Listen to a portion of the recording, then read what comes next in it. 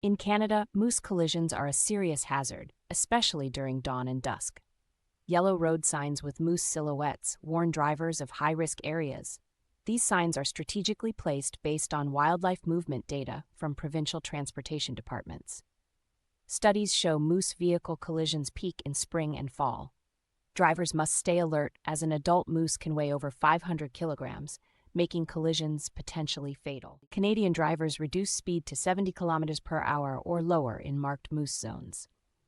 Transport Canada recommends scanning roadside ditches where moose often feed. High beams help spot reflective eyes 300 meters ahead, except when other vehicles approach.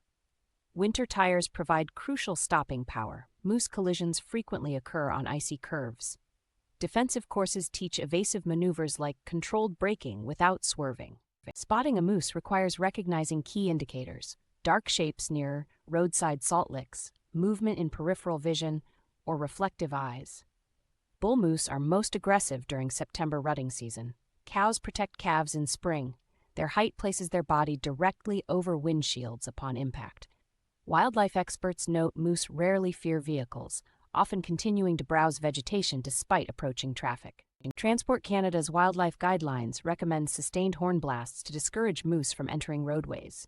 However, research from Newfoundland shows only 40% effectiveness. Moose often interpret horns as mating calls during rutting season. Short, sharp honks work better than long blasts. Never exit your vehicle. Moose charge at 35 kilometers per hour and can trample threats. This tactic works best when moose are still in tree line. When honking fails, flashing high beams may startle moose away. Studies from Alberta Transportation indicate light sensitivity varies by season, most effective in winter darkness. Avoid sustained brights, which can cause moose to freeze in confusion. Provincial guidelines recommend rapid 3-second flashes while stationary. This works best on younger moose. Mature bulls often stand their ground regardless. Adult moose frequently demonstrate road dominance, especially near salt licks created by winter road maintenance. Wildlife biologists note their territorial behavior peaks September-October. A lowered head with raised hackles signals imminent charge.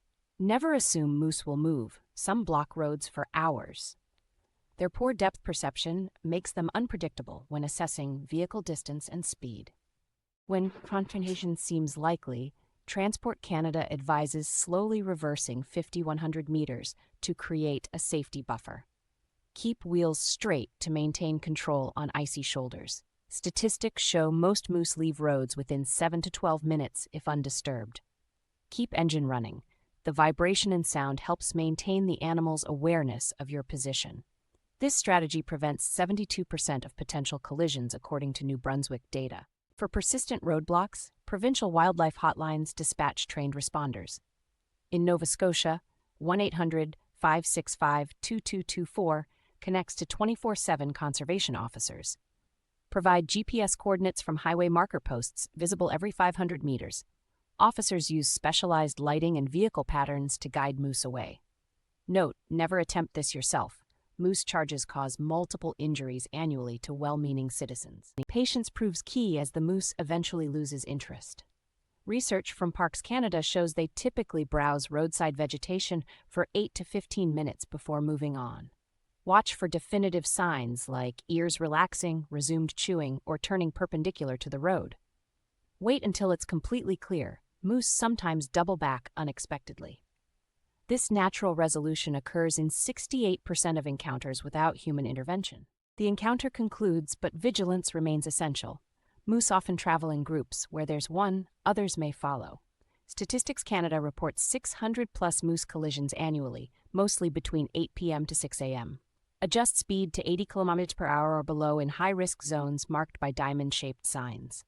This cyclical awareness forms part of Canada's unique driving culture, where wildlife shares the roads.